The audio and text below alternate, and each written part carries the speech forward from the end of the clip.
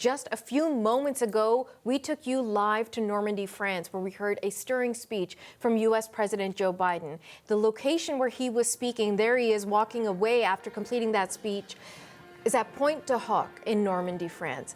This is an absolutely spectacular location, folks. It's right on a cliff. If you can Google images of what it looks like from an aerial perspective, I encourage you to do so. And then take into perspective that U.S. forces stormed that location 80 years ago on D-Day. And he used that location, that momentum, and the audience that he had to encourage allies to continue to defend freedom, this time in support of Ukraine. Now, his speech is coming after a new U.S. aid announcement for Kyiv. We know that Julia Chapman, who's joining us from London, was listening in on Biden's speech. Julia, we were briefly touching on some of the things that we heard from President Biden a few moments ago, but remind us, this is as much about what's happening today as the ceremony is about reflecting what happened 80 years ago.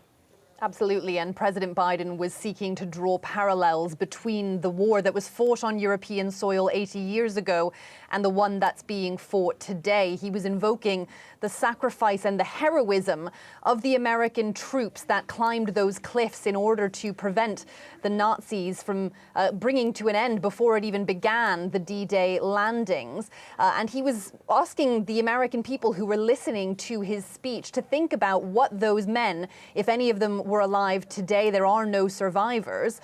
He said, what would they think if they were looking at the face of Russian aggression today? He said he believed that all of them would want to stand up and vanquish a hateful ideology, just like they did 80 years ago. He talked about American democracy, asking Americans to believe in something bigger than themselves. He said that was what those soldiers did during the Second World War. And although he said there's no need for Americans to give their lives in the current conflict, he did say that sense of something bigger than people's individual selves was worth reflecting on today. Here's a clip of what he had to say.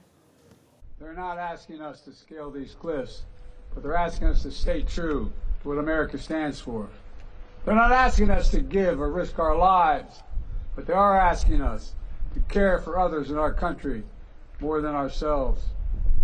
They're not asking us to do their job. They're asking us to do our job, to protect freedom in our time, to defend democracy, to stand up aggression abroad and at home.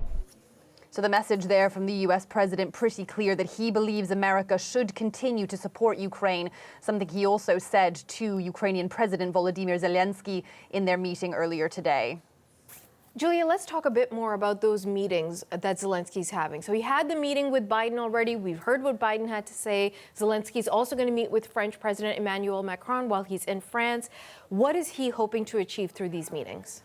Well, he has been using his visit to France to mark D-Day, the anniversary 80 years on, to get some face time with some of his Western partners. He was speaking with President Biden, apprising him of the situation on the battlefield, also talking as well about an upcoming peace summit that Russia won't be taking part in, and as well as the situation on the ground as far as the difference being made by U.S. weapons that are now making their way onto the battlefield since the approval of a $61 billion Congress funding package, which President Biden apologized took so long to get there. Here's what he said earlier.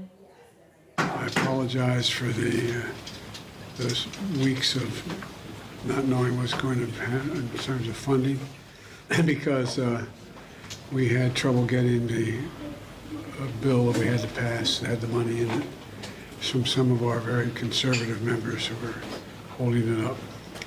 But we got it done finally. It's very important that in this unity, United States, America, all American people stay with Ukraine, like it was during World War II, how the United States helped to save human lives, to save Europe, and we count on your continuing support and standing with us, shoulder to shoulder. Thank you so much. President Zelensky also meeting with his French counterpart, Emmanuel Macron, the French president, who has made a pledge that France will provide Ukraine with Mirage 2000 fighter jets. He hasn't specified how many or under what financial arrangement, but another pledge of support as France also commits to training Ukrainian pilots to fly those as well. We heard earlier from President Zelensky addressing the National Assembly of France, where he gave a pretty powerful speech telling the Assembly that Europe was no longer a continent of peace because of Russia's war in Ukraine.